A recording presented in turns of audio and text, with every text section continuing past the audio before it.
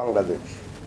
সম্মানিত বিশেষ অতিথিবৃন্দ, সুশীল সমাজের প্রতিনিধিবৃন্দ, আমার সাংবাদিক বন্ধুগণ, সম্মানিত সুধীমণ্ডলী, আসসালামু আলাইকুম। পরিবেশ হচ্ছে আমাদের জীবন, জীবিকা এবং সভ্যতার অন্যতম ভিত্তি। সুস্থ পরিবেশ ছাড়া সুস্থ মানুষ, সুস্থ সমাজ কিংবা টেকসই উন্নয়ন কোনোভাবেই সম্ভব নয়। আজ বিশ্বব্যাপী জলবায়ু পরিবর্তন, বায়ু ও পানি দূষণ, বন উজাড়, জীববৈচিত্র্যের ক্ষয় এবং অপরিকল্পিত নগরায়ন মানবজাতির জন্য বড় চ্যালেঞ্জ হয়ে দাঁড়িয়েছে। বাংলাদেশও এর বাইরে নয়। যদিও বৈশ্বিক কার্বন নিঃসরণে আমাদের অবদান খুবই সামান্য, তবুও জলবায়ু পরিবর্তনের বিরূপ প্রভাব আমাদেরকেই সবচেয়ে বেশি মোকাবিলা করতে হচ্ছে। বাংলাদেশের সংবিধান 18 অনুচ্ছেদে উল্লেখ করা আছে, রাষ্ট্র বর্তমান ও ভবিষ্যৎ নাগরিকদের জন্য পরিবেশ সংরক্ষণ এবং উন্নয়ন করবে এবং প্রাকৃতিক সম্পদ, জীববৈচিত্র্য, জলাভূমি, বন ও বন্যপ্রাণী সংরক্ষণ এবং তাদের নিরাপত্তা বিধান করবে। অতএব রাষ্ট্রের দায়িত্ব হচ্ছে বর্তমান ও ভবিষ্যৎ নাগরিকদের জন্য পরিবেশ সুরক্ষা ও নিরাপত্তা নিশ্চিত করা। বর্তমান ও ভবিষ্যৎ নাগরিকদের জন্য পরিবেশগত সুরক্ষা ও নিরাপত্তা নিশ্চিতকল্পে পরিবেশ অধিদপ্তরের ভিশন নির্ধারণ করা হয়েছে।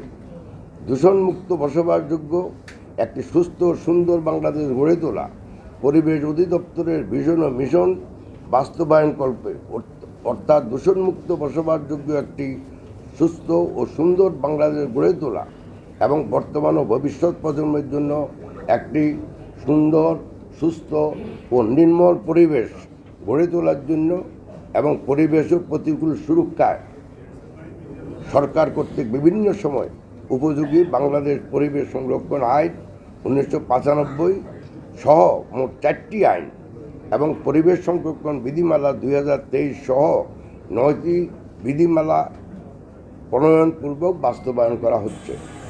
পরিবেশের সুরক্ষা, পরিবেশের বিভিন্ন উপাদান, মাটি, পানি, বায়ু, শব্দ ইত্যাদি দূষণ রোধ কল্পে সরকার বিভিন্ন কার্যক্রম পরিচালনা করতেছে। উপকূলীয় অঞ্চলের 12টি জেলায় 40টি উপজেলাকে কোস্টাল এরিয়া হিসাবে চিহ্নিত করে উক্ত এলাকায় সিঙ্গেল ইউজ প্লাস্টিকের ব্যবহার বন্ধে 3 বছর মেয়াদী কর্মপরিকল্পনা প্রণয়ন করা হয়েছে। বিশ্বব্যাংকের সহায়তায় একটি প্রজেক্ট আওতায় 2030 সাল নাগাদ 50% ভার্জিন ম্যাটেরিয়াল ব্যবহার হ্রাস করা এবং 2030 সালের মধ্যে 30% প্লাস্টিক বর্জ্য উৎপাদন হ্রাস করার পরিকল্পনা গ্রহণ করা হয়েছে। কঠিন বর্জ্যের সুষ্ঠু ব্যবস্থাপনা, নিরাপদ পরিবেশসম্মত ব্যবস্থাপনার লক্ষ্যে সরকার বায়ু দূষণ নিয়ন্ত্রণ বিধিমালা 2022 এবং কঠিন বর্জ্য ব্যবস্থাপনা বিধিমালা 2021 সংশোধনী প্রণয়ন করেছে। জলবায়ু পরিবর্তনে ঝুঁকিতে থাকা দেশগুলোর মধ্যে বাংলাদেশ অন্যতম। যদিও জলবায়ু পরিবর্তনের জন্য দায়ী গ্রিনহাউস গ্যাস নিঃসরণে বাংলাদেশের অবদান নিতান্তই নগরী। অভিযোজন ও প্রশমনমূলক কার্যক্রম গ্রহণ এবং বাস্তবায়নের মাধ্যমে বাংলাদেশের জলবায়ু সহিষ্ণু উন্নয়ন নিশ্চিতকরণের লক্ষ্যে পরিবেশ, বন ও জলবায়ু পরিবর্তন মন্ত্রণালয়ের নেতৃত্বে পরিবেশ অধিদপ্তর এবং বিভিন্ন মন্ত্রণালয়, অধিদপ্তর ও সংস্থাকে প্রয়োজনীয় সহায়তা প্রদান ও সার্বিক সমন্বয় সাধন করছে। বাংলাদেশ সরকারের দীর্ঘমেয়াদী জলবায়ু পরিবর্তন মোকাবেলায় সমন্বিতভাবে অভিযোজন কৌশল ও করণীয় নির্ধারণ কল্পে জাতিসংঘের জলবায়ু পরিবর্তন কাঠামো এর আওতায় জাতীয় অভিযোজন পরিকল্পনা বা ন্যাপ 2030 থেকে 50 প্রণয়ন করা হয়েছে। জাতীয় অভিযোজন পরিকল্পনা অনুযায়ী 2030-50 ভিশন হচ্ছে বাস্তুতন্ত্র সংরক্ষণে সহায়ক শক্তিশালী সমাজ গড়ে তোলার পাশাপাশি টেকসই অর্থনৈতিক বৃদ্ধি ত্বরান্বিত করতে অগ্রাধিকার খাতে 11টি জলবায়ু সংকটাপন্ন এলাকা, 23টি অভিযোজন কৌশল নির্ধারণ করা হয়েছে, যা বাস্তবায়নের জন্য প্রাথমিকভাবে 90টি হাই প্রায়োরিটি ও 23টি মডারেট প্রায়োরিটি সহ মোট 113টি অভিযোজন পদক্ষেপ চিহ্নিত করা হয়েছে এবং এটা উদ্দেশ্য সাধন করতে আমরা কাজ আরম্ভ করেছি। সরকার শুধু পরিকল্পনা নয়, বাস্তবায়ন, মনিটরিং ও জবাবদিহিতার উপর গুরুত্ব দিয়ে কাজ করছে।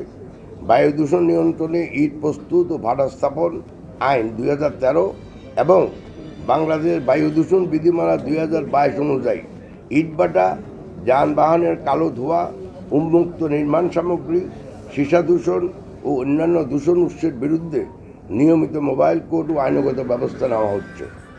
দীর্ঘমেয়াদী সমাধানের জন্য জাতীয় বায়ুমান ব্যবস্থাপনা পরিকল্পনা প্রণয়ন ও বাস্তবায়ন করা হচ্ছে। উন্মুক্ত বর্জ্য পোড়ানো বন্ধে অভিযান ও সচেতনমূলক কার্যক্রম পরিচালিত হচ্ছে। ঢাকা শহরের বর্জ্য ব্যবস্থাপনার বাস্তবমুখী পদক্ষেপের অংশ হিসাবে বিধি সংশোধন সহ উক্ত প্রকল্পটি দ্রুত বাস্তবায়নে সরকার দৃঢ় পদক্ষেপ গ্রহণ করেছে, যা অতি দ্রুত এর বাস্তবায়ন পদক্ষেপ দৃশ্যমান হবে। এর ভিতরে আমিনবাজারে যেটা হচ্ছে সেটা করার জন্য সরকার বিভিন্ন বাস্তবমুখী পদক্ষেপ গ্রহণ করেছে। ঢাকা সাভারের আমিনবাজারে বর্জ্য হইতে বিদ্যুৎ উৎপাদনকারী প্ল্যান্ট বাস্তবায়ন করা হচ্ছে।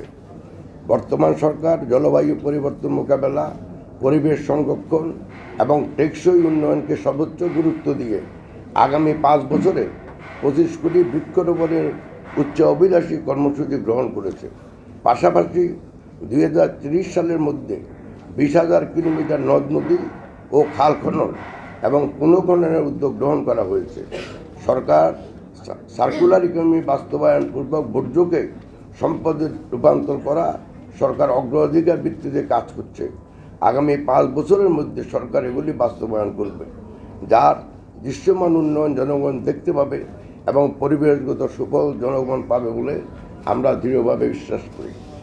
আমি মনে করি পরিবেশ উন্নয়ন সংস্থা, বাংলাদেশের মতো সামাজিক ও স্বেচ্ছাসেবী সংগঠনগুলো জনগণের মধ্যে সচেতনতা সৃষ্টি, বৃক্ষরোপণ কর্মসূচি বাস্তবায়ন, পরিবেশ বান্ধব আচরণ গড়ে তোলা এবং ভবিষ্যৎ প্রজন্মকে একটি সবুজ বাংলাদেশের স্বপ্ন দেখাতে গুরুত্বপূর্ণ ভূমিকা পালন করে আসছে।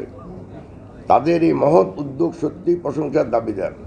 আজকের এই সেমিনার থেকে আমরা যদি একটা অঙ্গীকার নিয়ে ফিরে যাই যে আমরা প্রত্যেকে নিজ নিজ অবস্থান থেকে পরিবেশ রক্ষায় দায়িত্বশীল ভূমিকা পালন করব, তাহলেই এই আয়োজন সার্থক হবে।